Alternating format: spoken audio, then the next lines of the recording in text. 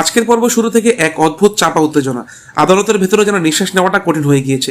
চারদিকে মানুষে ভরা, কিন্তু তবুও একটা ভারী নীরবতা, যেন সবাই অপেক্ষা করছে এক ভয়ঙ্কর সত্যের সামনে আসার। লাজু ধীরে ধীরে আদালতের ভেতরে ঢোকে, তার চোখ লাল, মুখ ফ্যাকাশে, মনে ভয় আর অনিশ্চয়তা। সে গিয়ে চুপচাপ বসে পড়ে, তার হাত কাঁপছে, বুকের ভেতর ধকধক করছে। ঠিক তখনই পেছন থেকে জেঠুমনি এসে তার কাঁধে হাত রাখে। তুই ভয় পাস না মা, আমি আছি তো।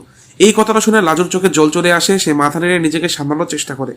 অন্যদিকে আদালতের মাঝখানে দাঁড়িয়ে আছে অনুভব। তার মুখে অদ্ভুত কঠোরতা, যেন সে নিজের ভিতরের সব অনুভূতিকে চাপা দিয়ে রেখেছে। বিচারক প্রবেশ করেন, সবাই দাঁড়িয়ে যায়। শুরু হয় শুনানি। উকিল উঠে দাঁড়িয়ে বলতে শুরু করে, মাই লর্ড, আজকের এই মামলার মূল বিষয় হলো লাশবন্তী দেবী কি জোর করে অনুভবের জীবনে প্রবেশ করেছিলেন, নাকি এর পেছনে অন্য কোনো সত্য লুকিয়ে আছে। সবাই চুপচাপ শুনতে থাকে। এরপর উকিল সরাসরি অনুভবের দিকে তাকিয়ে প্রশ্ন করে, আপনার আপত্তি থাকা সত্ত্বেও লাশবন্তী দেবী কি আপনার বাড়িতে এসে আপনার সঙ্গে থাকতে শুরু করেন? এই প্রশ্নটা শুনে পুরো আদালত নিঃশব্দ হয়ে যায়। লাজু তাকিয়ে থাকে অনুভবের দিকে, তার চোখে একটাই প্রশ্ন, তুমি কি সত্যিটা বলবে? কয়েক সেকেন্ডের জন্য সময় যেন থেমে যায়। তারপর অনুভব ধীরে কিন্তু স্পষ্ট গলায় বলে, হ্যাঁ, সে জোর করে আমার জীবনে ঢুকে পড়ে। এই এক কথাতেই যেন সবকিছু ভেঙে পড়ে। লাজুর চোখ বড় হয়ে যায়। সে যেন নিজের কানকেও বিশ্বাস করতে পারে না। তার বুকের ভেতরটা হঠাৎ করে ফাঁকা হয়ে যায়। সে মনে মনে বলতে থাকে, এটা কি সত্যি? এটা কি সেই মানুষ যে আমাকে ভালোবাসার কথা বলেছিল? তার চোখ দিয়ে অঝরে জল জড়িয়ে পড়তে থাকে। কোর্টরুমে বসে থাকা মানুষজনও অবাক হয়ে যায়। যেটা মনে হতবাক হয়ে তাকিয়ে থাকে অনুভবের দিকে। উকিল আবার বলে, তাহলে আপনি বলতে চাইছেন লাশবন্তী দেবী আপনার ইচ্ছের বিরুদ্ধে আপনার জীবনে এসেছেন? অনুভব এবার চোখ নিচু করে বলেন, হ্যাঁ, আমি তাকে কখনোই চাইনি।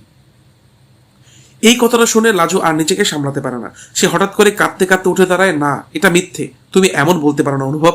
পুরো আদালত স্তব্ধ হয়ে যায়। বিচারক তাকে শান্ত হতে বলেন, কিন্তু লাজু থামতে পারে না। তুমি বলেছিলে তুমি আমাকে ভালোবাসো, তুমি বলেছিলে আমি তোমার সবকিছু, তাহলে আজ এই কথা কেন? তার কণ্ঠ ভেঙে যায়। অনুভব কিছু বলে না, শুধু চুপ করে দাঁড়িয়ে থাকে। তার চোখে একটা অদ্ভুত যন্ত্রণা, কিন্তু সে মুখ খুলে না। এই নীরবতায় লাজুকে আরো ভেঙে দেয়। সে ধীরে ধীরে মাটিতে বসে পড়ে, কাঁদতে থাকে। কোর্টরুমের পরিবেশ তখন পুরোপুরি আবেগে ভেসে যাচ্ছে। এরপর নতুন মোড়। লাজুর উকিল উঠে দাঁড়িয়ে বলে, মাই লর্ড, এই কেসে অনেক অসঙ্গতি রয়েছে, আমরা কিছু প্রমাণ পেশ করতে চাই। সে কিছু ডকুমেন্ট আদালতে জমা দেয়। সেখানে দেখা যায় অনুভব এবং লাজুর একসাথে কাটানোর সময়, তাদের সম্পর্কের প্রমাণ এবং এমন কিছু ভিডিও যেখানে অনুভব নিজে লাজুকে নিজ জীবনের অংশ হিসেবে স্বীকার করছে। পুরো আদালত আবার গুঞ্জনে ভরে ওঠে। বিচারক কড়া গলায় বলেন, এই বিষয়টি অত্যন্ত গুরুতর।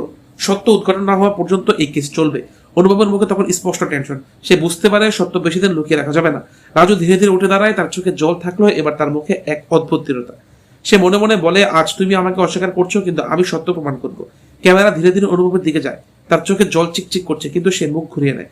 তাহলে কি অনুভব সত্যি লাজুকে ভালোবাসে না, নাকি কোনো বড় সত্য লুকিয়ে আছে তার এই কথার পেছনে? আদালতে কি নতুন বিস্ফোরণ তথ্য আসতে যাচ্ছে? জানতে হলে দেখতে থাকুন কোণে দেখা আলোর আগামী পর্ব। আমি এর পর্বের অনুভব কথা মিথ্যে বলবো। ধন্যবাদ।